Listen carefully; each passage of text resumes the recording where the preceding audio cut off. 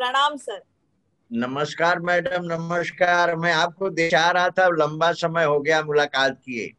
हाँ सर, ये जिस सिस्टम से मैं जुड़ी हुई था, सम ग्लिच, इसका कैमरा काम नहीं कर रहा है मौके पे। I am so sorry for होता दैट। है कभी कभी। देखिए, हम लोगों को ultimately we have to depend on electronic device. तो कहीं ना कहीं वीकनेस तो हो ही जाती है, तो वी हैव टू हाँ सर। Except that. ओके जी जी, हम लोगों को सर, उसको आपका एक्सेप्ट करके ही चलना है। सर के थैंक बारे यू सो में मच। थैंक कि we are very delighted to have him. और सर का बहुत बहुत धन्यवाद हमारे आमंत्रण को स्वीकार करने के लिए।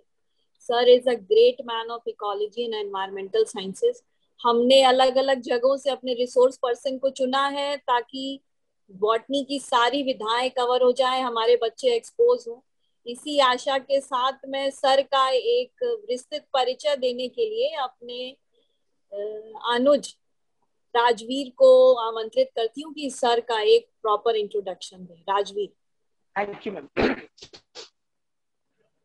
Presently, Dr. Jitin Pandey sir is working as professor in the Department of Botany, Institute of Science, Banaras Hindu University, Varanasi. He is coordinator of Environmental Science, Department of Botany, Institute of Science, Banaras Hindu University. He has completed his higher education, that is BSc, MSc, PhD, and PDF from BHU. He also has served as scientist in Birbal Sani Institute of Paleosciences in Lucknow and as in charge in the Department of Environmental Science, Mohanlal Sukhadia University, Udaipur. During over 32 years of research and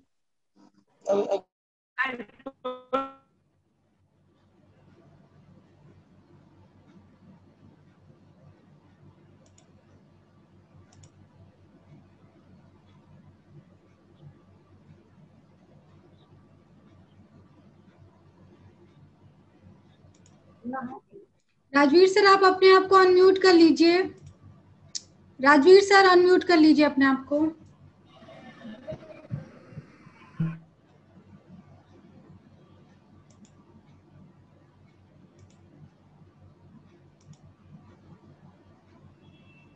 awards including हाँ जी sir, जी आप बोलिए, आप बोलिए। During his over 32 years of research and 26 years of academic journey, he made substantial contribution to knowledge in different domains of environment, including atmospheric and aquatic sciences, with special reference to innovation in the ecology of Ganga River. He had to his credit a number of awards, including 2 international awards, 5 books, 180 research publications, and 5 projects. So far, he has supervised about 20 students for their PhD.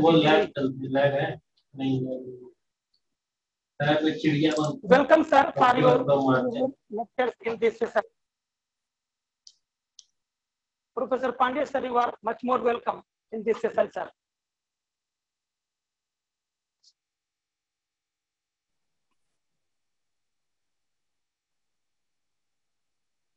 Thank you, Dr. Shah. Thank you for very good work with me.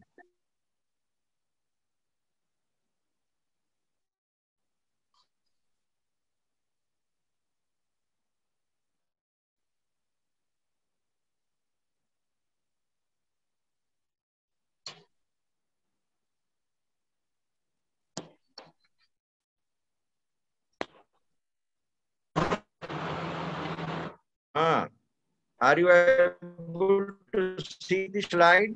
Yes sir, yes, Yes, sir. Yes, sir.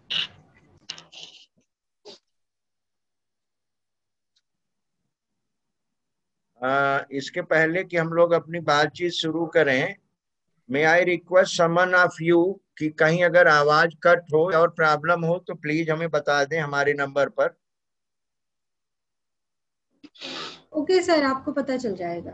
Okay, at the shed, I must say I am grateful to the arranging committee, Professor Anil Dwivedi ji, Professor Puri, Dr. Deepa ji, especially for these 3 members and other members associated with organizing this specific event.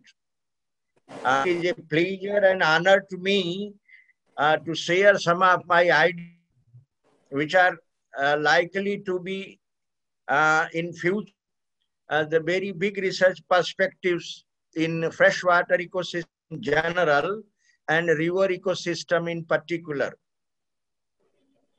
Before coming to exactly what is there and what is to be there, I would like to start the story of how the ecosystem evolved. किसी नई चीज के पहले जो हम बात करते हैं इमर्जिंग रिसेंट ट्रेंड्स, उसके पहले अगर हम उसकी जेनेसिस के बारे में थोड़ी समझने की कोशिश करें तो हमें ऐसा एहसास कि हम बहुत ऐसी चीजें और इनोवेट कर सकते हैं जो सोफा अभी हमारे संज्ञान से बहुत दूर है। तो मैं एक छोटी सी स्टोरी से अपनी बात को शुरुआत करूंगा। नॉर्मली क्या होता है, हम बात करते हैं अगर इकोसिस्टम की तो we refer to A G Tansley, right, 1935। That means कि बहुत लंबी इवेंट नहीं है, 85-90 साल की इवेंट है। अब ये मैडम जी सर, आवाज आ रही है आपके। सर अगर आप फुल स्क्रीन पे कर देंगे तो बहुत अच्छा रहेगा, जैसे स्लाइड शो पे कर दीजिए तो मतलब और अच्छा रहेगा अगर हो पाए तो। ओके मैं कोशिश कर रहा हूँ, अभी हो जाएगा।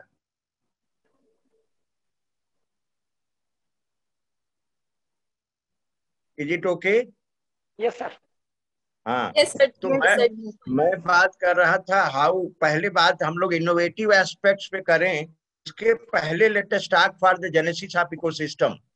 Whenever we talk system evolution या इकोसिस्टम कॉन्सेप्ट, तो हमारे दिमाग में सबसे पहले एजी टेंसले की बात आती है।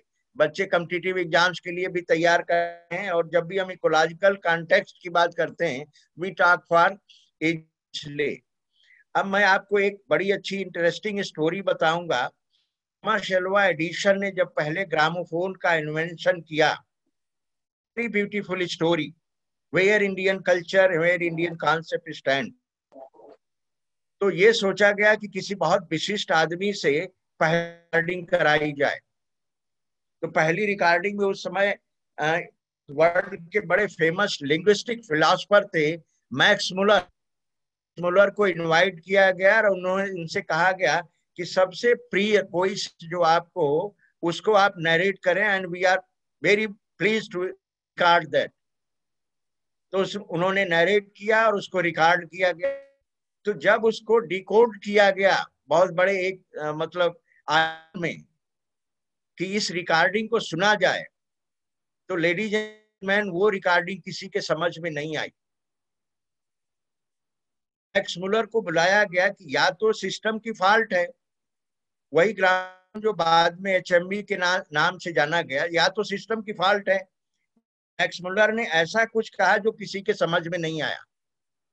तो मैक्स को जब बुलाया गया कि आपने ये क्या रिकॉर्ड करवाया, तब उन्होंने बताया कि ये ऋग्वेद का पहला श्लोक है, ये ऋग्वेद का पहला श्लोक है। और तब उन्होंने मुस्कुरा के उसको एक्सप्लेन किया और कहा कि ये हमने इसलिए किया कि ये मास्टर्स वॉयस है, this is the masters voice. और वो जो ग्रामोफोन था उसको हिज मास्टर्स वॉयस HMV के नाम से जाना गया। सब होगा HMV के बारे में। Now let us see what first श्लोक ऑफ ऋग्वेद स्टेट्स।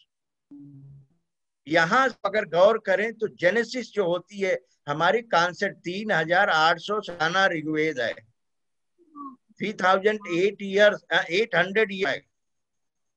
ओम अग्निमीले पुरोहितम यज्ञ एव मृत्युंजयम होतारम रत्न धातमम। देवियों, तो मैं आपसे ये अटेंशन चाहूंगा, आप इसको गौर करें कि ब्यूटीफुल्ली ऋग्वेद की शुरुआत ही की प्रकृति से की गई। That means there is a common source of energy that drives survival and sustenance of all biological on the earth, and that too without any discrimination. ये his master's voice था। there is a common source of energy that drives all biological creations on the earth and that without any discrimination. इस बात को हमने 3800 पहले जाना कि biological system को ड्राइव करने वाली एनर्जी मन है, सबसे महत्वपूर्ण चीज वो, और वो किसी डिस्क्रिमिनेट नहीं करती। अब आपको मैं थोड़ा सा और पहले लेता हूं, करीब करीब 1300 साल और उसमें जोड़ लीजिए, लगभग 5140 वर्ष पहले जब भगवत गीता में आई। भगवत गीता में भगवान कृष्ण ने क्या कहा? यदि आदित्य गतं तेजो जगत भाषयते अखिलम, मैं वो सूर्य हूं जिससे संपूर्ण जगत प्रकाशित होता है। अब मैंने आपको बताया ना कॉमन ऑफ एनर्जी, मैं वो सूर्य हूं जिससे संपूर्ण जगत प्रकाशित होता है। फिर भगवान क्या कहते हैं? गामा विश्व च भूतानि धारी मोदशा पुष्णामि च औषधीय सर्वा सोमो भूत्वा रसात्। भगवान कहते हैं कि सूर्य के रूप में मैं पृथ्वी मंडल में करता हूं और सारे जीवधारियों को ऊर्जा से, अपनी ऊर्जा से धारण करता हूं। ये आप देखें, जीव धारण करता हूं, ये जेनेसिस है, उत्पत्ति है जीवन की। और पुराण हमारा क्या है? सूर्यो रश्मितो जीवो अभिजायते, कि सूर्य की जीव की उत्पत्ति हुई है। अब आगे भगवत कहती है पुष्णाम च औषधीय सर्वा, मैं औषधियों को करता हूं, वनस्पतियों को। यहां गौर करने की चीज ने क्या कहा? सूर्य के रूप में मैं प्रवेश करता हूं, सारे जीवधारियों धारण करता हूं अपनी आंतरिक ऊर्जा से, और संपूर्ण वनस्पतियों को करता हूं। किसके रूप में? सूर्य के रूप में, सोमो भाषात्मक, और चंद्रमा बन के उनमें स्वाद उत्पन्न करता हूं। तो कॉमन सोर्स ऑफ एनर्जी क्या है? वो सूर्य है। सारे जीवधारियों की उत्पत्ति का आधार क्या है? वो सूर्य है। वनस्पति पोषण का आधार क्या है? वो सूर्य है, प्रकाश संश्लेषण। और यहीं से देखिए, प्रोड्यूसर और कंज्यूमर से आप जरा कनेक्ट करने की कोशिश करें। भगवान ने कहा मैं सूर्य के रूप में वनस्पतियों को पोषित करता हूं और चंद्रमा स्वाद उत्पन्न करता हूं। स्वाद किस लिए उत्पन्न करता हूं? क्योंकि वो खाग्री है। किसके लिए? कंज्यूमर्स के लिए। भगवान क्या कहते हैं? आदि भवंति भूतानि प्रजन्नादि अन्न संभव। दो चीजें यहां समझने की है, सूर्य का प्रकाश, वनस्पतियों का पोषण, स्वाद। तीसरा क्या है? जिन वनस्पतियों से सारा संचालित हो रहा है, पोषित हो रहा है, वो वनस्पतियां बिना जल पोषित नहीं होती।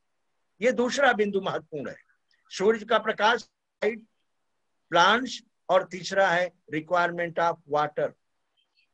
तो ये सभी को मालूम होगा। अगर आप प्लांट साइंसेस से जुड़े हैं तो स्कूल लेवल पर जरूर पढ़े होंगे कि फोटोसिंथेसिस बिना लाइट में और बिना वाटर के संभव नहीं है। आपको हम बता रहे हैं, दो बिंदु ध्यान में रखने की है। ये हमारे scientific theory several thousand years back हमारे संज्ञान में आ चुकी। हम क्रेडिट अपने को नहीं देते, नहीं अपने उस क्रेडेंशियल को रियलाइज करते,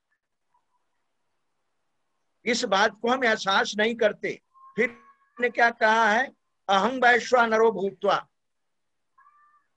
हाँ, अगली चीज ज्ञात करने की है। अब तक क्या था? प्रोड्यूसर कैसे होते हैं? लाइट से और जल से। बिना जल के संश्लेषण नहीं होता। अगर हम प्लांट साइंसेस से जुड़े हैं तो ये हमें पता होगा। और फिर क्या कहते हैं भगवान? अहं वैश्वानरो भूत्वा प्राणी नाम देमाश्रितम।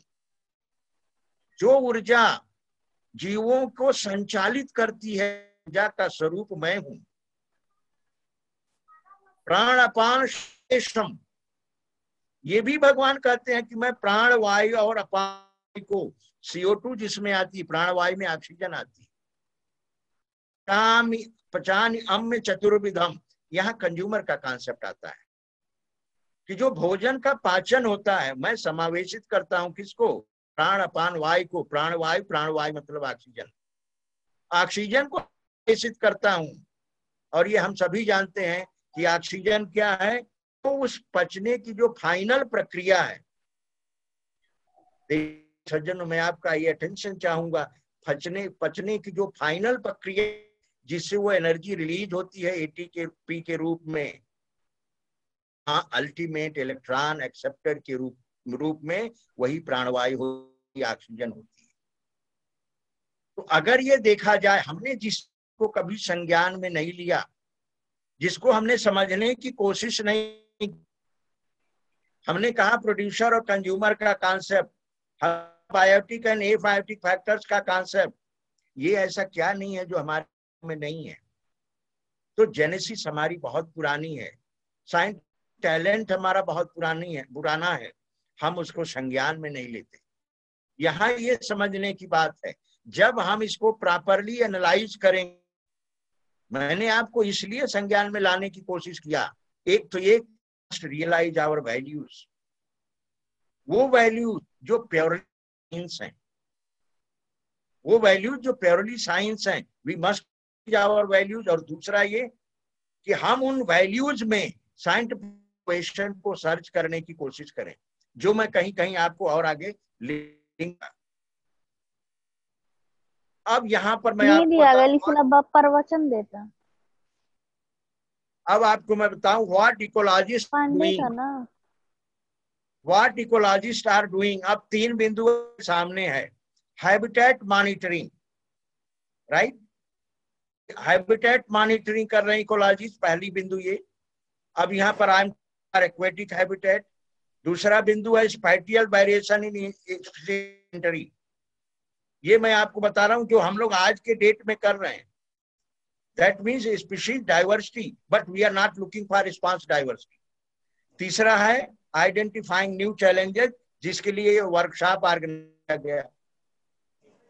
Here is the question, how to identify new challenges. अब अगर आप गौर से देखें तो aquatic system means water is the predominant regulator, तो ही बेसिकली तीसरा एटमॉस्फेरिक है, एक टेरेस्ट्रियल है, दूसरा एक्वेटिक है, एटमॉस्फेरिक है। Aquatic system means where water is सब most important major factor, major determinant. Water has beauty property, that means it is ubiquitous, हर जगह प्रेजेंट है, ये एग्जिस्ट इन ऑल 3 स्टेट, ये इसकी ब्यूटी है। वाटर जहां व्यू है वहां वाटर जरूर है, all the 3 state, solid, liquid and. उसके बाद hydrogen bonding is the most peculiar factor water, जिसमें एडहेसिव फोर्सेज, कोहेसिव फोर्सेज को रेगुलेट है। अगर आज की डेट में 385 फीट प्लांट सर्वाइव करता है, last cell is completely cherishing some amount of water, तो उसमें केवल प्लांट की ब्यूटी नहीं है, ब्यूटी है वाटर के हाइड्रोजन बॉन्ड की, कोहेसिव और एडहेसिव की। Now driven by nature, water is one component, क्षितिज, जल, पावक, गगन, समीरा, 5 कंपोनेंट हैं जल पूरे उसमें जो होते हैं, इसको हम बहुत अच्छे से समझते हैं और जानते हैं।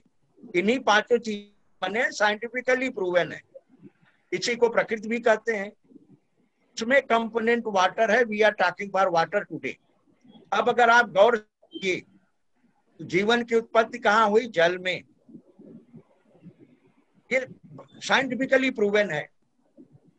फर्स्ट प्रोटेक्ट लाइफ कहाँ हुआ? जल में। दैट मीन्स जब ओरिजिन ऑफ लाइफ हुई तो whole peer was under the pressure of ultraviolet radiation. यहाँ पर लाइफ सर्वाइव कर सकती थी, जहाँ पर लाइफ का सर्वाइवल संभव नहीं था, धीरे धीरे वाटर में डीप लेयर में शिफ्ट हो गई।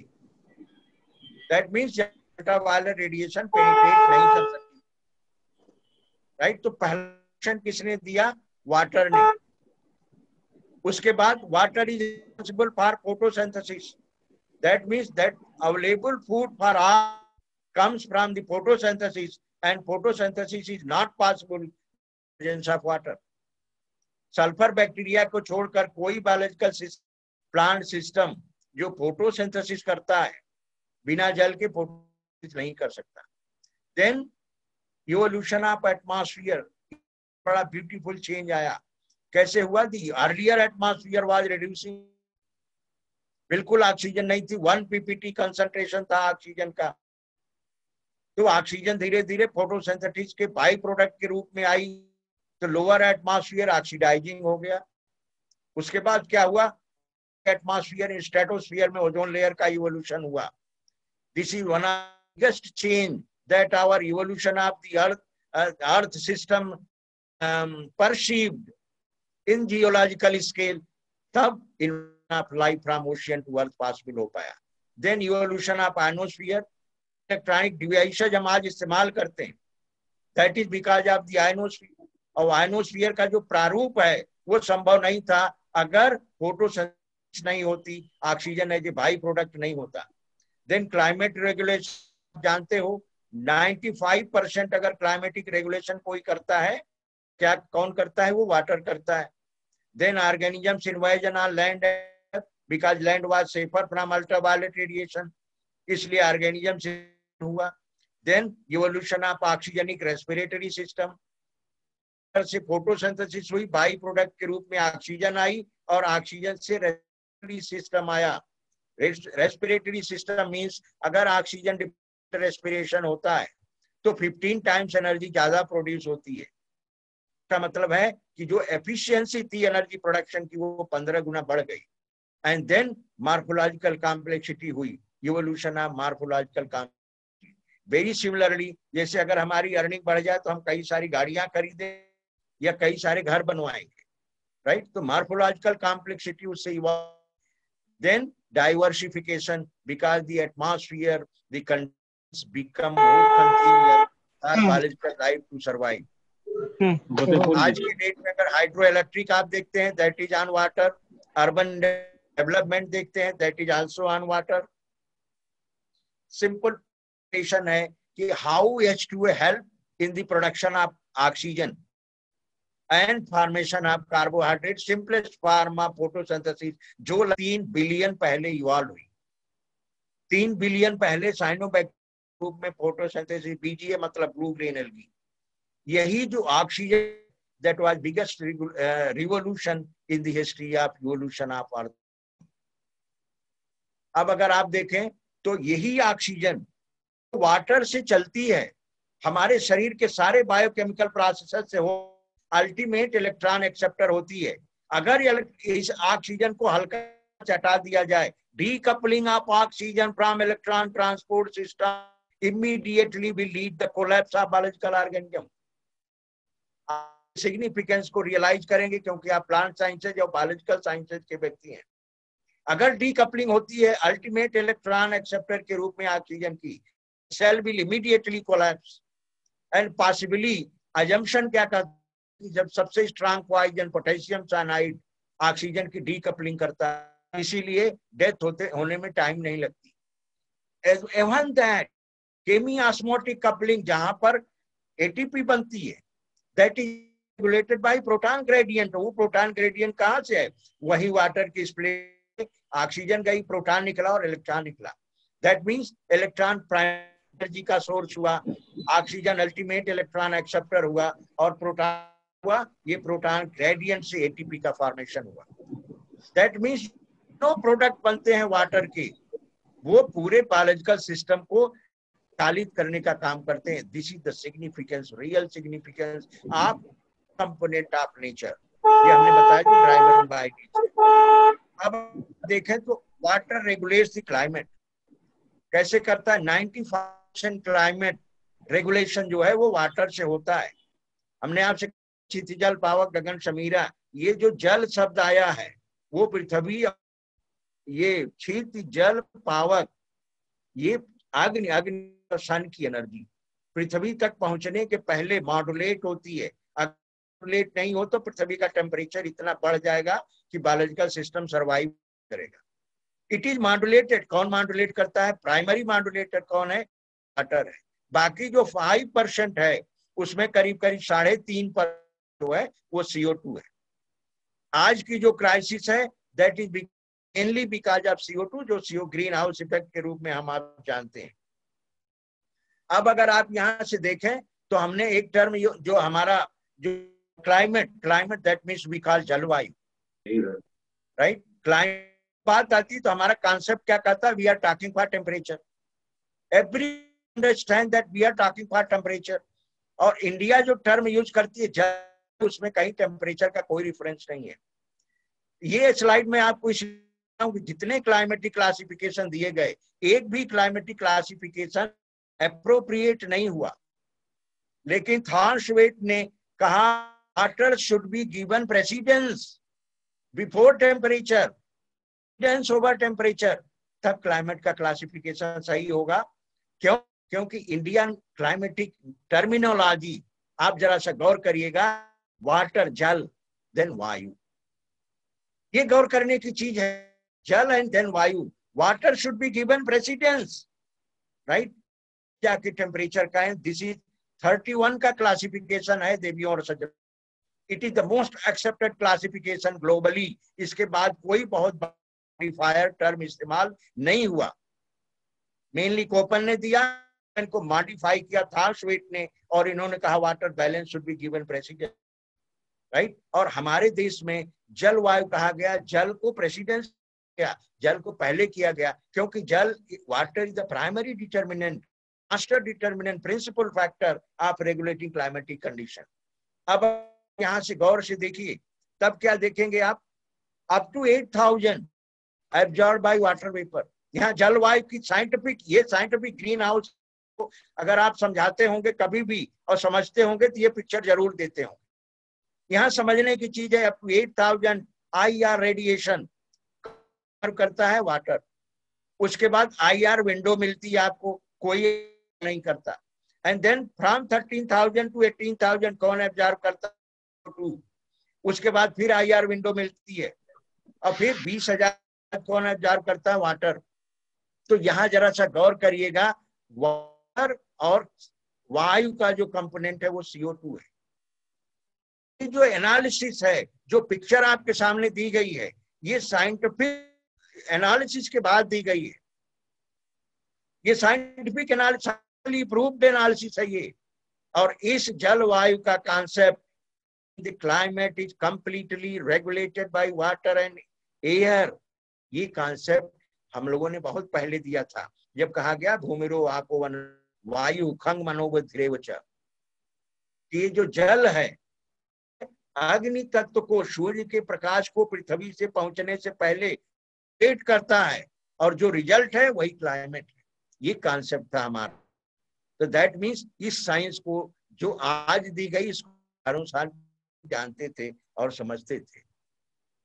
अब हम लोग बात करते हैं rivers, we are talking for today concept is rivers. Main environmental issue है क्वालिटेटिव शिफ्ट।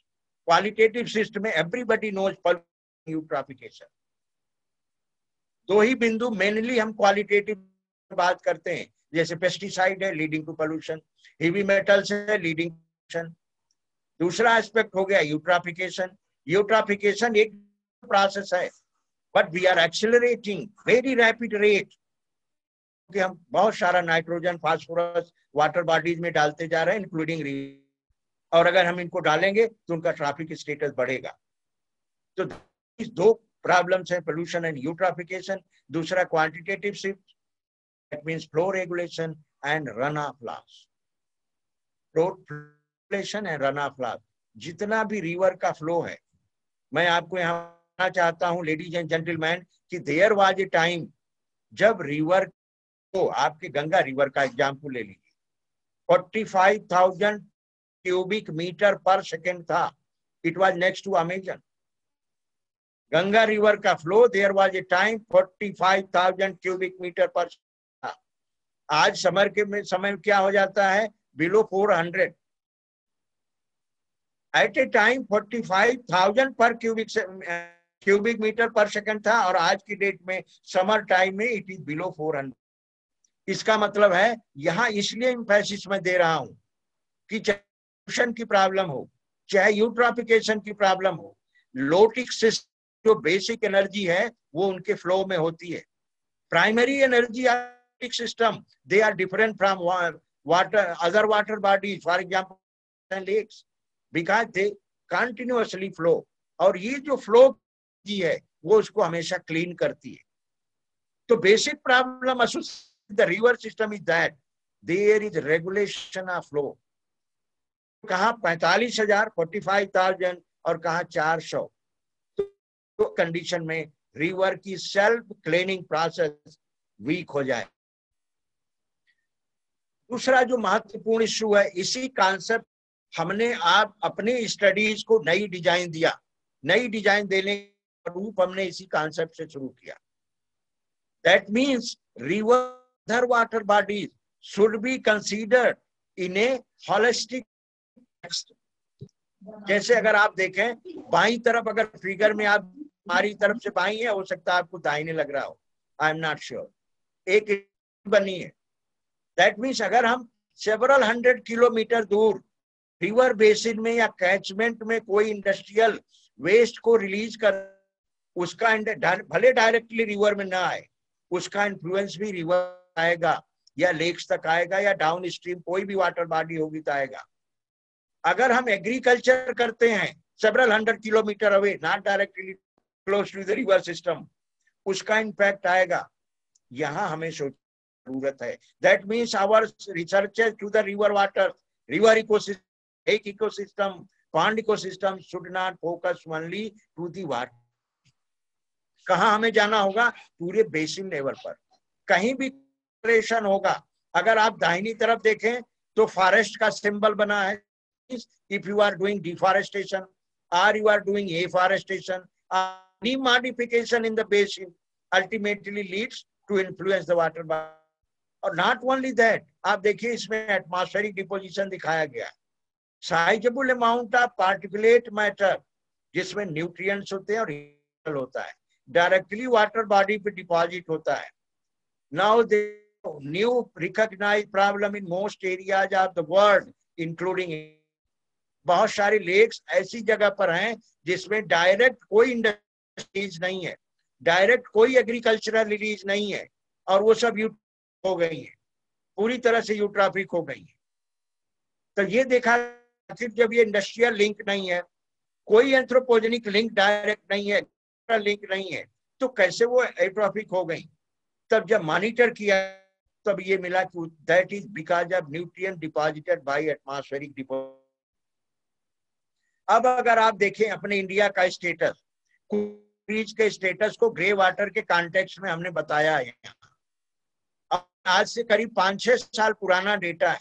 अगर आप नया देखेंगे तो इंडिया थोड़ा पर आएगा, तीसरे रैंक पर आ जाएगा। एग्रीकल्चर के सेक्टर में तो इंडिया चौथे नंबर पर है। डोमेस्टिक के सेक्टर में अगर आप देखेंगे तो तीसरे नंबर पर है। इंडस्ट्री में अगर आप देखेंगे तो इंडिया दूसरे नंबर पर है।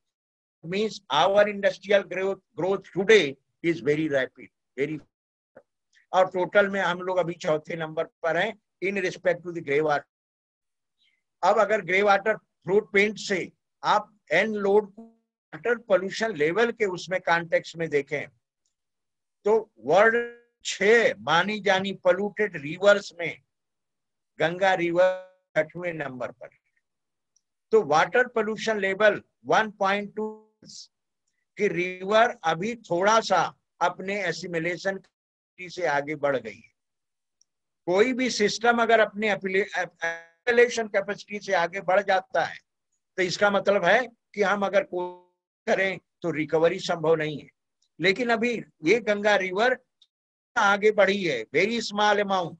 दैट मीन्स अगर हम एप्रोप्रिएट प्लानिंग और प्रोजेक्ट को इम्प्लीमेंट करें तो हम रिवर को रिस्टोर कर सकते। इसका मतलब अभी भी हम खतरे में हैं, that is true, very much we are in the danger, but there is good chance of getting recovered, we are properly able to plan.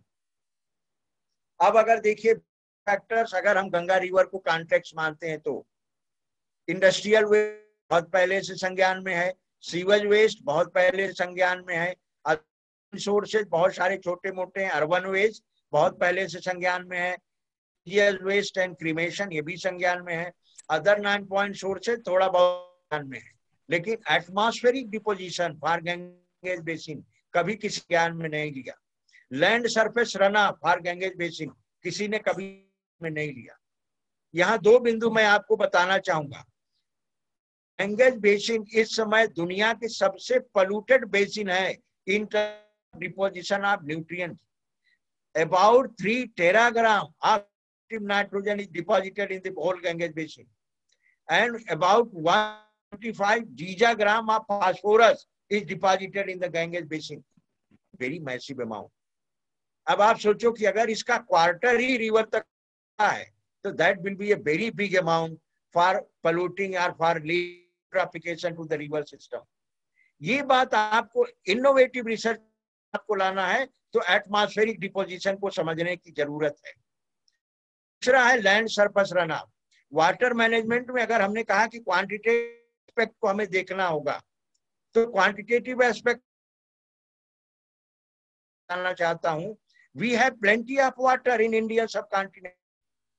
जितना वाटर गंगेज बेसिन में आता है उसका लगभग 14% ही केवल एक्चुअल रेजर के फिलिंग में और ग्राउंड वाटर के सेचुरेशन में इस्तेमाल होता है. इसका मतलब है कि रेस्ट 86% ऑफ वाटर ओशियन से ओशियन को चला गया. तो यहां मैं इन्फेसिस इसलिए कहता हूं कि अगर तो मेजर टारगेट क्वांटिटेटिव मैनेजमेंट करना है वाटर का, वैसी कंडीशन में आपको रन ऑफ मैनेजमेंट करना होगा. दैट मीन्स अगर हम 14 को 18% कर देते हैं तो not only in Ganges basin, यही अगर हम इंडियन सब कॉन्टिनेंट में करते हैं तो पूरे कंट्री को कभी वाटर डेट नहीं होगी. And we are rich in runoff water, but only thing is that we are not to manage. अगर हमें मैनेज करना है तो करना क्या? Watershed manage, river basin management जिसको कहते हैं. वाटरशेड मैनेजमेंट मींस हमें वेटलैंड्स बनाने होंगे. हमने क्या किया? वाटरशेड से पोखरे नदी सब खत्म कर दिया, पोखरे तालाब छोटे मोटे सब खत्म कर दिया. लेडीज एंड जेंटलमैन, ये छोटे छोटे जो पॉन्ड्स हैं, जो वेटलैंड्स हैं, वो क्या करती हैं? एक तो उधर से आने वाले टॉक्सिक को, न्यूट्रिएंट्स को एब्जॉर्ब करता है. इसका मतलब वो सीधे रिवर तक नहीं पहुंच. दूसरा महत्वपूर्ण बिंदु क्या है? वो इनफिल्ट्रेशन को बढ़ाता है. That means it helps in penetration of water reaching to the ground water. फिर बफर स्ट्रिप्स हम वेजिटेबल से बनाते हैं. फॉरेस्ट कवर, ये आप जानते हो कि अगर फॉरेस्ट कवर बढ़ेगा तो इनफिल्ट्रेशन बढ़ेगा. सबसे ज्यादा इनफिल्ट्रेशन किससे होता है? फॉरेस्ट से. गंगा जी एक समय था जब ग्राउंड वाटर से कनेक्टेड थी. क्या हो गया? इतना सेडिमेंटेशन हो गया कि ग्राउंड वाटर से कनेक्शन उसका कट गया. ऐसी कंडीशन में हमें फॉरेस्ट कवर बढ़ाना होगा. एग्रीकल्चर मैनेजमेंट का इसका मतलब ये है कि आप ये समझ लीजिए जैसे 100 किलोग्राम अगर आप एग्रीकल्चर में डालते हो तो 40 किलोग्राम से भी कम यूरिया इस्तेमाल कर पाते हैं. रेस्ट क्या होती है? वो एटमॉस्फेयर में जाएगी या डाइविंग होके आएगी वाटर में. अगर एटमॉस्फेयर में गई तो देर सवेर वाटर में आएगी. उसके बाद run of management that means increasing infiltration होगा, फ्लड रिड्यूस होगा, pollution in run of reduce होगा और ग्राउंड वाटर. दैट मींस हमारा प्राइमरी टारगेट होगा अप्रोचेस टू वाटरशेड. दूसरा क्या होगा? Reduce siltation. सिल्टेशन के लिए भी हमें वैसे ही काम, दैट मींस एग्रीकल्चरल मैनेजमेंट और वेजिटेशन कवर. राइट. एक बिंदु और इंपॉर्टेंट है, सेडिमेंट ड्रेजिंग. सेडिमेंट ड्रेजिंग का मतलब है रिमूवल. जैसे कभी कभी हम लोग कहते हैं कि there should be a prohibition removal of sediment, लेकिन रिवर में रिमूवल बहुत सिल्टेशन होता है. बेसिन दुनिया की सबसे बड़ी मेजर रिवर है. This is the first of heaviest sediment load reaching to the bay of Bengal. मतलब सबसे ज्यादा सेडिमेंट लोड सी में ऐड करने वाली पहली रिवर है. क्या मतलब है? रिवर में सेडिमेंटेशन बहुत फास्ट होता है. तो अगर हम ड्रेजिंग करते हैं, what we are doing, we are increasing the niche opportunity, right? niche opportunity बढ़ेगी तो बायोलॉजिकल इन्वेजन बढ़ेगा. जैसे वो स्पीशीज जो इकोसिस्टम को मॉडिफाई करे पॉजिटिवली, और क्या होगा? इकोसिस्टम फीड मॉडिफाई होगा. दैट मींस ज्यादा पॉजिटिव फीडबैक की जगह ज्यादा नेगेटिव फीडबैक होगा, and then the system will be self regulatory. Then resilience. Right. Resilience अगर आप अपने को समझें, कोरोना काल में आपने देखा होगा कि everybody was talking for immunity. That means you are having stronger immunity, they can withstand diseases larger और more strongly counter balance. Right. उसी तरह से अगर इकोसिस्टम में रेजिलियंस है तो वो अपने एसिमिलेशन कैपेसिटी बढ़ा सकता है। लेकिन सिस्टम क्या कहता है, एडाप्टिव मैनेजमेंट क्या कहता है, if a system is damage to the level of resilience, within the resilience system will able to recover if the pressure is removed. इसका मतलब किसी रिवर सिस्टम को उसके रेजिलियंस के ज्यादा अगर नहीं करते हो तो सिस्टम रिकवर हो सकता है। उसके बाद फ्लो, हमने आपको बताया फ्लो रेगुलेशन यूनिक फीचर होता है रिवर्स। उसके बाद एफिशिएंसी, रिसोर्स यूज की एफिशिएंसी, इकोनॉमी एफिशिएंसी, हम क्या करते हैं अरबों रुपए लगा देते हैं, काम कुछ नहीं होता, यहाँ एफिशिएंसी की जरूरत है। वाटर ट्रीटमेंट की एफिशिएंसी, जो हम 90% बीओडी रिमूवल होगा सेकेंडरी ट्रीटमेंट से, ऐसा वास्तव में नहीं होता। नाइट्रोजन का रिमूवल बहुत कम होता है, फास्फोरस का रिमूवल बिल्कुल नहीं होता, मेटल्स का रिमूवल बिल्कुल नहीं होता। दैट मीन्स हमारा जो ट्रीटमेंट सिस्टम है एफिशिएंट नहीं है और प्रॉपर भी नहीं है। और वाटर इंफ्रास्ट्रक्चर और रेस्टोरेशन का प्रॉपर एफिशिएंट यूज होना चाहिए। वेस्ट वाटर डाइवर्जन प्रॉपर होना चाहिए। वेस्ट वाटर ट्रीटमेंट, जिसको हम आज कहते हैं कि water should be treated and then lead to the reaching to the water body, लेकिन हम अपने ट्रीटमेंट सिस्टम एफिशिएंसी प्रॉपर नहीं है। लेडीज एंड जेंटलमैन, अगर हम उसको पढ़ें, not proper and they are not efficient. अब न्यू रिसर्च टारगेट्स, अब क्या हो रहा है, ये बहुत सारे, we are working from Devprayag to the Sundarban तक हम लोगों ने काम किया है और वी आर कंटिन्यूइंग। हमारा ग्रुप है जो उस पर काम कर रहा है। ये डिफरेंट साइट्स हैं, बहुत सारी ऐसी साइट्स हैं नेचुरल हैं, जरा सा आप देखें वाटर के कलर से बहुत कुछ रिफ्लेक्ट हो जाएगा। ये बहुत सारे फोटोग्राफ्स हैं जो हम लोगों के ग्रुप ने काम किया है। अब यहाँ पर है नई चीजें, हम लोगों ने क्या देखा, एब्सोल्यूट कंसंट्रेशन ऑफ न्यूट्रिएंट। जब भी हम लोग यूट्रॉफी की बात करते हैं फॉर एग्जाम्पल, तो हम क्या बात करते हैं, एब्सोल्यूट कंसंट्रेशन ऑफ न्यूट्रिएंट। तो कभी कभी एब्सोल्यूट कंसंट्रेशन हाई होने के बाद भी सिस्टम उस प्रोपोर्शन में नहीं करता। फिर हम क्या करते हैं, अवेलेबल टू डिमांड रेशियो पर भी बहुत कम ध्यान दिया जाता है। ये दोनों बिंदु इनोवेशन के लिए। That means availability to demand, किसी न्यूट्रिएंट्स की कितनी अवेलेबिलिटी है और बायोलॉजिकल सिस्टम के द्वारा कितना वो डिमांड किया जाता है, ये availability demand ratio, this is very important.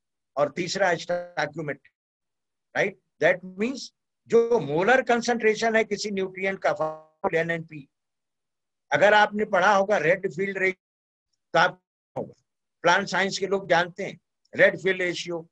Redfield ratio होता है, एक फास्फोरस के लिए 16 एटम नाइट्रोजन होना जरूरी है और 106 एटम कार्बन का जरूरी है। दैट मीन्स 1 × 16 × 106, ये रेडफील्ड रेशियो है, राइट। अब ये बताता, अब ये गौर करने की चीज, इनोवेशन कैसे आएगा। हम बार बार पढ़ते हैं कि इकोसिस्टम बायोटिक और एबायोटिक कंपोनेंट रेसिप्रोकेट करते हैं एक दूसरे को, लेकिन हम अपने हाइपोथेसिस में ये भूल जाते हैं। जब हम कोई गलत काम करेंगे तो हम बिल्कुल निडर हो जाएंगे। हमने डेफिनेशन में बताया कि सिस्टम में कंपोनेंट्स एक दूसरे को रेसिप्रोकेट करते हैं। हम गलत काम करेंगे तो निडर हो जाएंगे, और ये हमने नहीं सोचा कि गलत काम का रेसिप्रोकेशन भी। ऑर्गेनिज्म एंड इन्वायरमेंट रेसिप्रोकेट, इसका मतलब फाइटोप्लैंक्टन में 1 × 16 × 106 रेशियो है, तो नेचर क्या करेगी, इन्वायरमेंट में 116 × 106 का रेशियो बनाएगी, है नेचर की। यही रेशियो, करीब करीब यही रेशियो नेचर बनाती है, that organism can survive, can perpetuate and can the availability of natural resources। तो लेकिन हमने क्या किया, हमने अवेलेबिलिटी को मॉडिफाई कर दिया। प्रॉब्लम यहां से आई, नेचर ने किया, ऑर्गेनिज्म और एनवायरनमेंट, ऑर्गेनिज्म को चाहिए 1 × 16 × 100, नेचर ने क्या किया, 1 × 16 × 106 को बना दिया। Organism can cherish, organism can utilise, लेकिन हमने क्या किया, मॉडिफाई। अब आप गौर से देखिए, ये एक्सपेरिमेंटल डेटा पर बेस्ड पर है, ये डेटा नहीं, ये ओशन का डेटा है। अब analysis of plankton, analysis of plankton देखेंगे तो 1 × 16 × 106 है, 100 एग्जैक्टली रेडफील्ड रेशियो है। चेंजेस इन सी वाटर, अगर देखेंगे तो 1:15 और 105 बिल्कुल close to Redfield ratio. इसका मतलब क्या है? Sea water tends to maintain the proportion nutrient, not the concentration, proportion of nutrients to the requirements by the phytoplankton. This is the beauty of nature. Table कितना है water में? 1 to 15 to 1000। Carbon plenty है, nitrogen 15 है, that means थोड़ा हल्का सा plus minus balance है। अब अगर न्यूट्रिएंट्स में इम्बैलेंस होगा, ये इनोवेटिव है, दिस इज द वर्क जो हम आपको बताना चाहते हैं। This is we are doing on river system. ये जो रिजल्ट है ये जनरल रिजल्ट है, ये हमारा नहीं है। लेकिन अगर इम्बैलेंस होता है तो पी इनरिचमेंट होगा, तो पी लविंग सिस्टम डेवलप होगा। वैसे फाइटोप्लैंक्टन डेवलप जो पी को लव करते हैं, हाई कंसंट्रेशन पी में सरवाइव करेंगे। अब अगर पी लिमिटेशन होगा तो वैसे फाइटोप्लैंक्टन डेवलप होंगे जो नाइट्रोजन को लाइक करते हैं, राइट? जो ध्यान देने की बात है, पी लिमिटेशन अगर होगा तो for example bacteria, cyanobacteria are poor competitor of phosphorus, diatoms are strong competitor of phosphorus. तब साइनोबैक्टीरियल ब्लूम्स धीरे धीरे खत्म हो जाएंगे। That means it continuously polluting the system by nitrogen होगा। डायटम्स, बहुत सारे selective diatom species and other phytoplankton बढ़ जाए। इसका मतलब होल सिस्टम में एक डिसबैलेंस क्रिएट होगा। कुछ अगर दोनों का एन और पी का इनरिचमेंट है, का लिमिटेशन है, तो क्या होगा? डायटम बिल्कुल कम हो जाएंगे। एल्गल ब्लूम अदर तरह, एसआई इनरिचमेंट होगा तो डायटम बढ़ जाएंगे। ओवरऑल इफेक्ट क्या? Shift in trophic cascade. अब एक हमने 6वें नंबर पर एक हमने दिया, जैसे डेफनिया मैग्ना। डेफनिया मैग्ना क्या है? एक क्रस्टेशियन है। ये पी रिच कंडीशन में एंजॉय करता है। में जो फाइटोप्लैंक्टन पी को ज्यादा लाइक करेंगे उसको डेफनिया खाएगा। डेफनिया को खाने वाली सेलेक्टिव फिशेज है। तो अगर पी पुअर कंडीशन हो गई, वाटर बॉडी फास्फोरस पुअर हो गई, तो डेफनिया रिप्लेस हो जाएगा। तब उसके खाने वाली फिशेज खत्म हो जाएंगी and you will have a shift in the whole food chain and whole food web. ये हमारा, मैं आपको अब अपनी फाइंडिंग बता रहा हूं। एलिमेंटल स्टॉइकियोमेट्री कहां पर देखा है? रिवर गंगा में। गंगा रिवर में सारे फैक्टर है, जैसे जो रन ऑफ है, रन ऑफ में स्टॉइकियोमेट्री चेंज, एटमॉस्फेरिक डिपोजिशन में स्टॉइकियोमेट्री चेंज हो गई, सीवर वेस्ट में स्टॉइकियोमेट्री चेंज हो गई। This change in stoichiometry leading to stoichiometric change of nitrogen phosphorus in river. और अगर ऐसा चेंज होता है तो बहुत सारे डिफरेंसेज आएंगे। देखिए, जैसे हम लोगों ने डायटम की बात किया, राइट? डायटम की हमने बात, there is shift in dominance diversity relationship. अगर आपने डाइवर्सिटी रिलेशनशिप पढ़ा होगा तो क्या होता है? Dominance diversity log normal distribution pattern standard condition में होता है। There is normal distribution pattern under standard condition for dominance diversity relation. अब आप देखिए, चारों कर्व में डिस्टार्टेड पैटर्न है और डोमिनेंस है डायटम का, वो शिफ्ट होता जा रहा है subject to the concentration of phosphorus in relation to nitrogen. That means under imbalance बहुत स्पेसिफिक स्पीशीज प्रोपागेट करना शुरू की और सिस्टम में बहुत बड़ी शिफ्ट आएगी और शायद मे बी रिकवरेबल ना हो। अब आपको एक और चीज बताएं, हम लोगों ने पहली और शायद अभी तक किसी ने इस पर काम नहीं किया होगा। We are able to measure first time TEP, transparent exopolymeric particles. Transparent exopolymeric particles phytoplankton produce, जिसमें डायटम सबसे इंपॉर्टेंट, और ये NP रेशियो डिपेंड करता है, राइट? जैसे नाइट्रोजन का कंसंट्रेशन, फोटोसिंथेसिस बढ़ जाएगी, एक्स्ट्रा कार्बन एक्युमुलेट हो जाएगी सेल में। That means there will be a shift in CN ratio. अब सेल क्या करेगी? उसको बढ़ाने के लिए कार्बन को सिक्रेट करेगी, राइट? तो वो कार्बन जो होता है स्मॉल पॉलीमेरिक पार्टिकल के रूप में होता है, जिसको वो ट्रांसपेरेंट एक्सोपॉलीमेरिक पार्टिकल्स कहते हैं। इनमें एक दूसरे से बाइंड कैपेसिटी, कोएगुलेशन कैपेसिटी बहुत स्ट्रांग होती है, तो वो बाइंड करता है कोएगुलेट जितने भी पार्टिकल्स हैं, वो चाहे हेवी मेटल के पार्टिकल हो, इनऑर्गेनिक पार्टिकल के पार्टिकल हो, सारे पार्टिकल्स को अपने में बाइंड करके धीरे धीरे सेटल करता है। That means production of transparent ectopolymeric particles by diatoms क्या करती है, वाटर की क्लीनिंग करती है। This is the first report that we have made for publish in 2017 in current science. अब हम लोगों ने एक कॉन्सेप्ट क्या बताया, नया concept, we talk for adaptive management. Management का मतलब है कि the system should adopt approaches that we are following for management practices. वो अडॉप्ट कैसे करेगा, as we know about the resilience of the system, जब तक हम लोग रेजिलियंस नहीं समझेंगे, that means the capacity of the system to assimilate what we are adding to the system, अगर हम उससे आगे बढ़ गए तो that means if you are overstepping the resilience, the system is not able to recover। इसका मतलब क्या हुआ, हमें रेजिलियंस को समझना जरूरी था, and there is no report except by our group on resilience of any system in the world. पूरी दुनिया में रिवर सिस्टम के रेजिलियंस की ऑथेंटिक डेटाबेस रिपोर्ट नहीं है।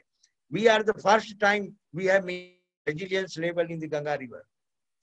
हम लोगों ने 4 बिंदुओं पर इनोवेट किया, because we are talking for trends, need for a complex system approach, collateral and sequential impact, ecosystem change, biodiversity and resilience, spatio temporal trajectory. ये 4 बिंदुओं पर हम लोगों ने ऐड किया, जिसको आप देख सकते हैं।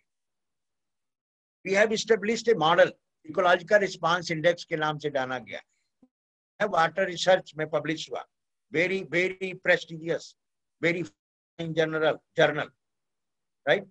अब आप देखिए इसमें ब्यूटी क्या है मॉडल की, आइदर यू मेजर यूट्रॉफी और मेटल पोल्यूशन। अब तक जितने भी इंडेक्स बने, they measure eutropy or they measure metal pollution. There is no index that simultaneously measures metal pollution and eutropy. की ब्यूटी क्या हो गई, this is the index that empirically records the metal pollution and eutropy simultaneously. अब हम लोगों ने क्या किया, integrate the resilience with functional ecosystem measures। functional ecosystem measures में जैसे हमने आपको बताया, response diversity never measured, how the system is responding typically and what is the diversity of those responses, Ganga river में नहीं मेजर किया गया। तो अगर हम if you are able to link empirically the resilience with functional diversity, for example response diversity, तब क्या होगा, you will be able to the adaptive management approaches for the ecosystem. This is also published in Global Change Biology. It's also very frontline journal. Then क्या, Ganga river में benthic oxygen level की बात कभी नहीं की गई। There are many point sources जहां पर ऑक्सीजन का कंसंट्रेशन बॉटम में 2 से नीचे चला जाता है, जिसको हम हाइपोक्सिया कहते हैं। लेडीज एंड जेंटलमैन, अगर हाइपोक्सिया होता है सेडिमेंट वाटर इंटरफेस पर बॉटम में, तो व्हाट विल हैपन, फीडबैक शुरू हो जाएंगे, पॉजिटिव फीडबैक शुरू हो जाएंगे, जैसे फास्फोरस रिलीज होने लगेगा। And positive feedbacks are self enhancing, that's why they continuously damage the river ecosystem. बाहर से हम मैनेज भी करेंगे तो सिस्टम रिकवर नहीं करेगा। दूसरा इंडेक्स हम लोगों ने डेवलप किया, जिसको river ecosystem resilience risk index के नाम से जानते हैं। This is the first index developed so far, known so far in the world for any large river. पहला ये रेजिलियंस इंडेक्स है जो ये बताता है कि किसी भी रिवर इकोसिस्टम में क्या हम रेजिलियंस के अंदर हैं अभी, या we have overstepped the resilience. That means अगर आपको एडाप्टिव मैनेजमेंट फॉलो करना है, लॉन्ग टर्म सस्टेनेबिलिटी की बात करनी है, तो आपको रेजिलियंस को एम्पिरिकली जानना होगा। And this is the index to which we can explore the resilience level of aquatic ecosystem, specially lotic water body.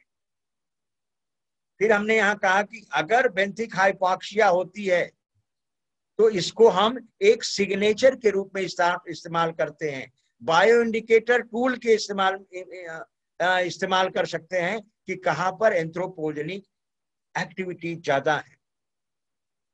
Then land water interface, this is another beautiful result. जैसे आप ये सोचते हो कि बहुत बड़ी रिवर है, इस पर रिसर्च कैसे किया जाए। वाटर को सैंपल लोगे आप तो आप कहोगे कि वाटर सैंपल में एरर हो सकती है, जिस वाटर को आपने सैंपल किया वो वाटर तो नेक्स्ट में मिलेगा नहीं। As soon as you are sampling, दूसरे सेकंड में वाटर वहां से दूर चला जाएगा। तो हाइड्रोलॉजिकल कंट्रोल किसी भी लोटिक सिस्टम के सैंपलिंग मेजरमेंट्स को इरेटिक बना देता है। तो लोगों ने कहा सेडिमेंट का सैंपल लिया जाए। अब मान लीजिए अगर रिवर वहां 10 मीटर गहरी है तो सेडिमेंट सैंपल लेना बहुत मुश्किल है। उसके लिए हम लोगों ने क्या किया, we targeted land water interface. हम लोगों ने ये देखा कि question was whether land water interface is acting as a imprint of what is happening in the water body, that means in the water column and in the sediment. And we have proved that अगर आप land water interface से sample ले आते हो और properly analyse करते हो तो you are able to tell what is the level of eutrophication in the river, what is the level of metal pollution in the river. That means we have for the first time proved that land water interface sediments act as an imprint of the all events that is happening in the water column and in the benthic sediment. यहां पर एक चीज हम लोगों ने और बताया कि जो ऑक्सीजन की डिमांड होती है, the leading to dissolve oxygen deficit in water bodies, right, उसमें केवल बायोलॉजिकल ऑक्सीजन डिमांड की ज्यादातर बात होती है, बीओडी की, राइट। वाटर में बीओडी का लेवल देख के हम बता देते हैं कि वो पोल्यूशन में किस लेवल पर है। लेकिन हम लोगों ने जो स्टडी किया गंगा रिवर में, sediment oxygen demand equally contributes to dissolve oxygen deficit. इसका मतलब है फ्रॉम मैनेजमेंट पर्सपेक्टिव हमें सेडिमेंट ऑक्सीजन डिमांड की बात करनी पड़ेगी। अगला बिंदु हम लोगों ने क्या किया, we have assessed certain microbial extracellular enzymes, right. तो अगर मेटल पोल्यूशन है जिन जिन पॉइंट सोर्सेज पर, तो अगर आपको टॉक्सिसिटी स्टडी करना है, फिशरीज से टॉक्सिसिटी स्टडी करना नेचुरल सिस्टम में बहुत डिफिकल्ट है, क्रस्टेशियन से करना बहुत डिफिकल्ट है, तो आप कैसे करोगे नेचुरल सिस्टम में। तो we evolve for the first time that microbial extracellular enzyme they respond critically and in an empirical manner with the metal pollution load or toxicant loads. उसके बाद हमने ये देखा कि ओवरऑल इम्पैक्ट जो हम असेस करते हैं वो बहुत कम होता है। Real responses that we measure वो उतना नहीं होता जो एक्चुअली होना चाहिए, because we do not generally study how the system is responding, we just measure the changes that is happening in the water, mainly in the water. Water quality analysis हम करते हैं और सेडिमेंट क्वालिटी एनालिसिस करते हैं। ये बात हम नहीं करते कि how system is responding. That means अगर हम सिस्टम के रिस्पांस को मेजर करें, जैसे the changes in terms of feedback, feedback is a response, changes in terms of feedback eight sediment water interface, that means जो हम ऐड करते हैं उससे मॉडिफाई होके जो रिस्पांस आता है सेडिमेंट वाटर इंटरफेस पर, if you are able to couple, that means then you will see that those changes may lead more severe effect on the system itself. जो आप मेजर करते हो उसके कंपैरिजन में काफी ज्यादा। देन हमने लैंड वाटर इंटरफेस पर CO2 मेजर किया। This is another beautiful aspect. Land water interface, river में कोई कहे CO2 मेजर करना वेरी डिफिकल्ट, फ्लोइंग सिस्टम है, राइट। तो land water interface if you are able to measure तो इट इज वेरी एबल, अगर इसको एक्स्ट्रासेलुलर एंजाइम से कपल कर दिया जाए तो very able to tell what is the level of metal pollution and what is the level of eutrophy, both aspect. क्यों? क्योंकि CO2 related to carbon, eutrophy, and CO2 is linked by the extracellular enzyme activity, and extracellular enzyme activities are highly sensitive to toxicants. Now, एक और बड़ा अच्छा interesting aspect हम लोगों ने, we are the first to report the atmospheric deposition in the Ganges basin, about 3 teragram nitrogen, active reactive nitrogen, and about 175 gigagram reactive phosphorus annually deposited in the government. फिर हम लोगों ने इसकी study किया, 3 level पर किया, इन situ study किया, control spray experiment किया और पार्ट कल्चर एक्सपेरिमेंट किया। ये जो जियोकेमिस्ट्री का पेपर आपके सामने दिख रहा है, ये 10 इयर्स स्टडी का result, 10 years in situ study. Spray किससे किया? नाइट्रोजन फास्फोरस के इक्विवेलेंट लेवल से, और पार्ट कल्चर स्टडीज किया। इन तीनों स्टडीज से we for the first time prove that atmospheric deposition in the catchment activates microbial system, therefore mobilizing water soluble organic carbon reaching to the river. Beautiful finding. Atmospheric deposition stimulates microbial activity in the catchment, mobilizing water soluble organic carbon, जिसको आप water soluble या dissolved organic DOC कहते हो। और DOC अगर river में जाएगा तो उसके कॉन्सिक्वेंसेज आपको पता है। This is the conclusion. That means अगर एडाप्टिव मैनेजमेंट करना है तो रेजिलियंस को समझना होगा। रेजिलियंस को समझने के लिए सिस्टम कैसे रिस्पांस कर रहा है इसको समझना होगा, और इसको समझने के लिए हमें पॉजिटिव और नेगेटिव फीडबैक समझने पड़ेंगे। Now see you just see the Nobel laureate of economics, इनको इकोनॉमिक्स का नोबेल प्राइज दिया गया। क्यों दिया गया? इन्होंने कहा bottom up governance is the ultimate step toward sustainability. Ladies and gentleman, यहाँ आप अगर बात को गौर करें तो बॉटम अप गवर्नेंस ये कुछ नहीं है, ये negative feedback. Negative feedbacks are self regulatory, positive feedbacks are self enhancing.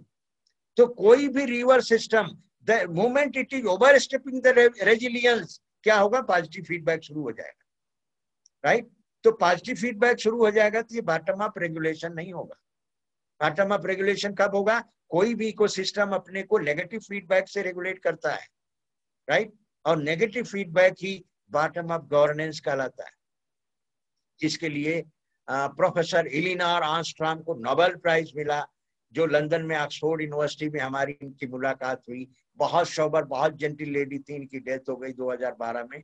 She died of cancer. But समझने की चीज यहाँ है कि अगर हम रिवर रिस्पांसेज को समझते हैं, फीडबैक को समझते हैं, then we will able to see the actual response of the system. Only then we will able to plan for adaptive management. Thank you so much.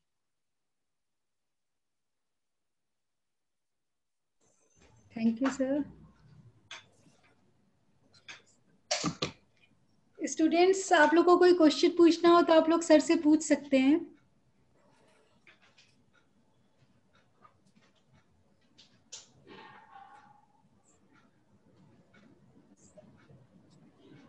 Ritika, कुछ पूछना है? रितिका? यस, बताओ। मैं हमें सर से पूछना है सर जो पहले कोरोना पीरियड में ढेर सारी लाशें जो गंगा के किनारे या तो ऐसे फेंक दी गई थी या तो उसके अंदर दबा दी गई थी, उसकी वजह से वाटर पे क्या क्या इफेक्ट पड़ सकता है? क्योंकि उसमें फिर लाशों में तो इंसानों की लाश में और ज्यादा माइक्रोब्स आते हैं, उससे माइक्रोबियल रेशियो में डिस्टर्बेंस क्रिएट हो सकता है ना? ऐसा है कि इसमें 2 बातें हैं। एक तो अभी जो डेड बाजी वहां दफन की गई या फेंक दी गई, इस पर कोई भी वैलिड साइंटिफिक डेटा अभी तक अवेलेबल नहीं है। अभी क्लैरिटी नहीं है कि एक्चुअली किस प्रोपोर्शन में उसका इफेक्ट हुआ, नंबर 1। नंबर 2, हमने आपको बताया कि जो रिवर सिस्टम होता है, मान लीजिए कोई भी डेड बॉडी आपने डाल दिया, तो रिवर सिस्टम जो है, लोटिक सिस्टम जो है, वो फ्लोटिंग सिस्टम होता है। जैसे जैसे वो डिकम्पोज होता है वो स्लोली मूव करता रहता है। तो बहुत इंस्टेंटेनियस, इसमें कोई डाउट नहीं है कि माइक्रोबियल लोड जो है ओवरऑल वाटर का वो बढ़ता है, इसमें कोई डाउट नहीं। प्लेंटी या माइक्रो ऑर्गेनिज्म वर्क टुगेदर, लेकिन इंस्टेंटेनियस नहीं बढ़ता, क्योंकि बढ़ता जाएगा और स्लोली वो आगे की तरफ मूव करता जाता है। तो सर्टेनली जो हुआ है, डेड बॉडी जो डाली गई है, उसका इम्पैक्ट तो पड़ा है, लेकिन not to the level of magnitude, जितना हम लोगों ने उस चीज को थोड़ा शोर शराबा किया, उस मैग्नीट्यूड तक नहीं है। और वास्तविकता ये है रितिका कि अभी उस पे कोई एग्जैक्ट डेटाबेस अवेलेबल नहीं है कि क्या एक्चुअली वो। People are working, of course इसमें थोड़ा टाइम लगेगा, people are working on that, लेकिन एग्जैक्ट कोई डेटाबेस नहीं है, लेकिन इन्फ्लुएंस हुआ है, इसमें डाउट नहीं। जो हम लोगों का ऑब्जर्वेशन है, इन्फ्लुएंस हुआ है, but not to the level of that magnitude जितना हम लोग सोच रहे थे, सिंपली बिकॉज वो वाटर बॉडीज पे फ्लोट करती हुई आगे बढ़ जाती। Thank you sir. और किसी को भी कुछ पूछना है तो आप लोग पूछ सकते हैं।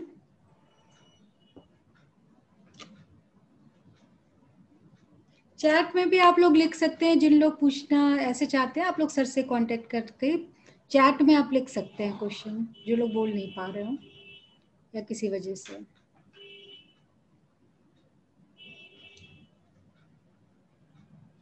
ठीक है, तो अब मैं प्रोफेसर पूजा मैडम को रिक्वेस्ट कर रही हूँ, जो कि हेड ऑफ द डिपार्टमेंट भी है और कन्वीनर भी है इस प्रोग्राम की, कि वो सर को vote of thanks they.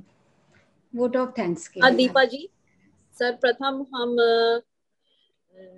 Sir का अभिनंदन करते हैं, and I am very thankful, grateful.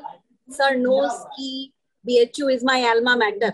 I have been a student of BHU. So all the people who belong. Yes. Now I can see you, Daksha. All the people who are from BHU are very close to my heart. Thank you, sir, for such a relevant lecture. Initially, you had beautifully correlated ancient Vedic knowledge with the present scenario. It was very thought-provoking. बहुत आजकल की generation के बच्चे पुरानी चीजों को, जो हमारे पास है धरोहर वैदिक और अन्य ज्ञान जो है, उसको आज की धरोहर से कोरिलेट कम कर पाते हैं. आपने सर बहुत ही ब्यूटीफुली उसको समझाया. You had given so many examples of so many shlokas, and thank you sir for doing that. Then you had discussed various aspects of water or rivers, water bodies, eutrophication, which is a very important issue, and all the issues related currently to the rivers. आपने उसका comparison भी दिखाया कि हाँ, where India stands with other countries, and it has become a very sorry state. He also described in detail various aspects of river Ganges. Sir ने बहुत काम किया है water पे, and we are delighted that he has shared his fabulous research with us in a very simple manner in which we can understand.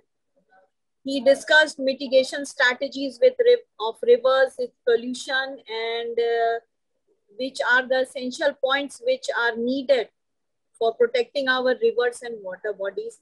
Thank you, sir, for being with us. और इसी आशा के साथ हम धन्यवाद दे रहे हैं कि this is not the end, और ये शुरुआत है सर हमारे और आपके इंटरेक्शन की. और सर ये हम आगे भी प्रयास जारी रखेंगे. It is a pleasure to me. It is a pleasure and honor to me. Thank you. Doctor साहब, हम तो आपसे कई बार मिल चुके हैं और हम चाह रहे थे कि इस बहाने ही सही वी शुड मीट, और कोरोना हटेगा तो हम आपको इनवाइट करेंगे BHU के लिए. जरूर sir, sure sir.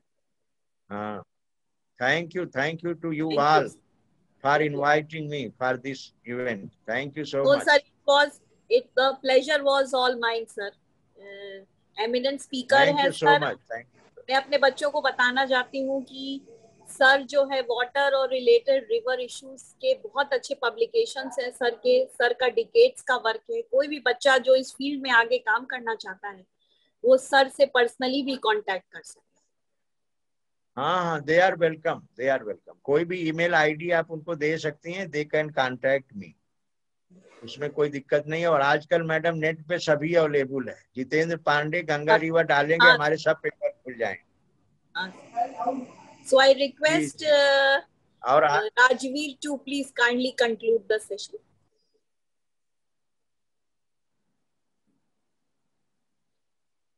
Rajveer. Thank you, ma'am. Thank you very much, sir, for giving us so nice talk. That is very important, very relevant in the current scenario. Thank you very much, sir. और sir हम लोग ये उम्मीद करते हैं कि time to time आपका मार्गदर्शन हमें मिलता रहेगा. बहुत अच्छा. Sure. Thank you so much. Thank you Rajveer ji. Thank you. Okay madam, okay. आप सभी को नमस्कार. Thank you sir. नमस्कार सर. बहुत अच्छा. Thank you sir. It is nice to see you all. नई चीजें और अच्छे से पॉजिटिव नेगेटिव फीडबैक इनको रिवर के बारे में भी पता चला, तो बहुत ही अच्छा, नई चीजें बच्चों ने जरूर सीखी होगी। हाँ, ये थोड़ा Thank you so नई much. डायमेंशन है। थैंक यू हाँ, मैडम, थैंक बहुत अच्छा। ठीक है, Thank you, तो sir. नेक्स्ट सेशन कर रहे हैं सबको। Thank you all. Thank you, sir. You.